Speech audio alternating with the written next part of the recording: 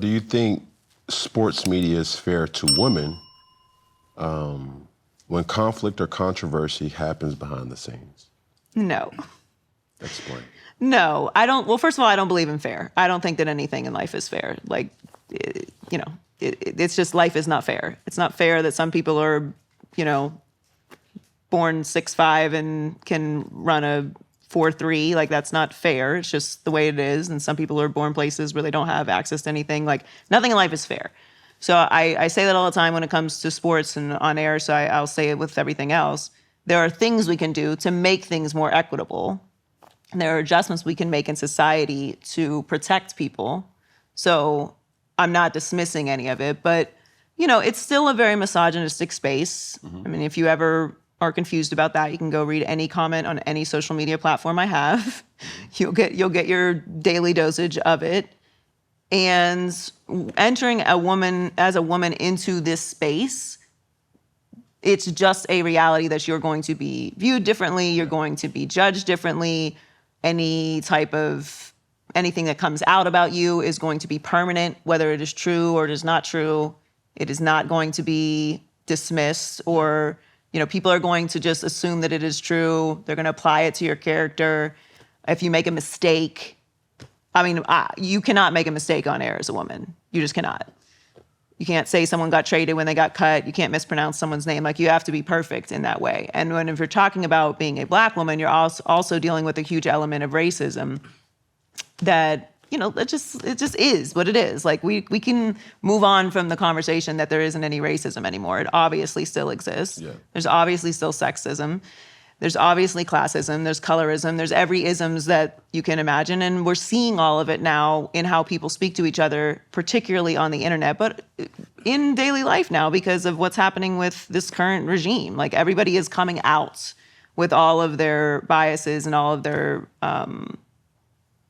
their criticisms. Yeah. So no, they're not fair to women in sports. It's not limited to just me. I see it all the time. I see it with any kind of different thing that happens to women in sports. But, I hope that as things start to expand, as sports starts to grow, as there's more opportunities in sports, more jobs, that we're seeing more diversity, that eventually we'll move away from that. Do you think you're plagued by you being a pretty woman? Plagued is such an interesting word. I think everything in life has a cost. Everything in life has a yin and yang to it, right? Like, there are a lot of benefits to being a pretty woman. And yes, I understand that everyone doesn't think I'm pretty. I get it. But you are. Thank you. Let's be adults and let's move on. Let's move on. Come on. There are definitely benefits to it. There are advantages in certain spaces to being a good-looking person. There are also disadvantages. People don't take you seriously. People assume that you sleep with everyone. People assume that if you're being nice to them, that you're trying to sleep with them. Mm. People try to sleep with you, and if you don't sleep with them, then they retaliate against you or talk bad about you because their egos are hurt. Mm. People think that you are too sexual when you're just showing up in your body wherever you go. People are assuming that you're only doing this job because you want to be famous or you want to be on television. There are all kinds of certain, there are things. There's jealousies. There's retaliation between situations. There's people who don't want to work with you because their wife might be jealous, even though you have nothing to do with them. Like, there's all sorts of things that come with it, but there are benefits as well. And, being someone who is on camera, generally, people who are on camera at certain spaces tend to present themselves like they should be on camera. I don't think that's like a secret. It's in a visually aesthetic platform. No, for sure. But, you have to take the good with the bad. I'm not going to sit here and like play victim, but there are things that you experience as in a pretty privileged space that are negative. There's a dark side to it. And that's just the reality. Something that you said early on to this point is like, we want you to be animated like a cheerleader. Right. You know what I'm saying? It's like, I've never heard that, but I understand. No one's ever told you to bring cheerleader energy, Cam? No. Me? No. I was been told, give the cheerleader something to cheer about. You know what I'm saying? But other than that, it's like, when you hear things like that, when it's, in some industries, you know, that could be sexual harassment. You know, it could be like, wait, what? Would you tell my colleague No. the same thing? You No know one what would I'm tell saying? you to act like a cheerleader now. You feel me? It's so for you to be in this place or be in this space in media where, like you said, the yin and yang, there's pretty privilege and then there's pretty plague. You feel me? And it's like navigating through it all. Because I think one thing that's undeniable is you are a pioneer, right? When I think about, you know, you, Molly, Monica, Elle, and, you know, the Doris Burks, you're like, you guys are some bad chicks that really know your stuff. And there's often times for me where me being the jock, it's not what I say, it's how I say it.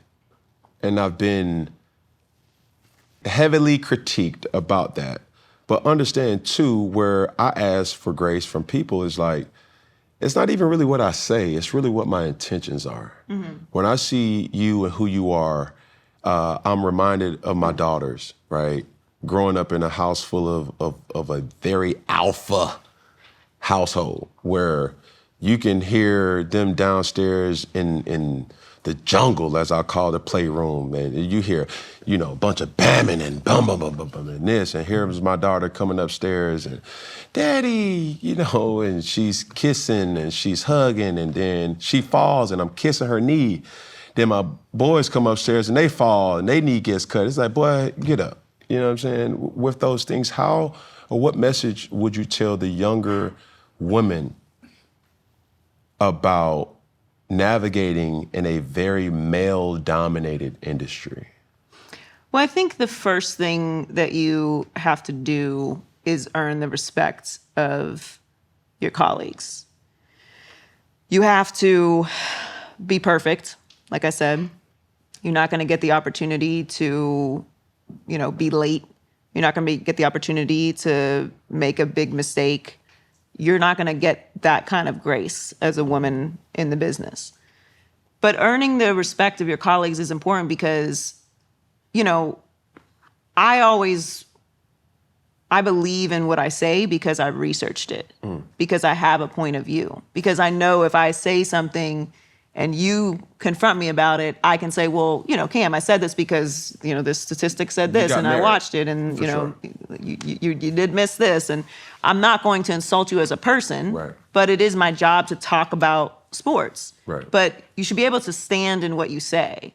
And as a woman, you know, I did not play professional football, obviously.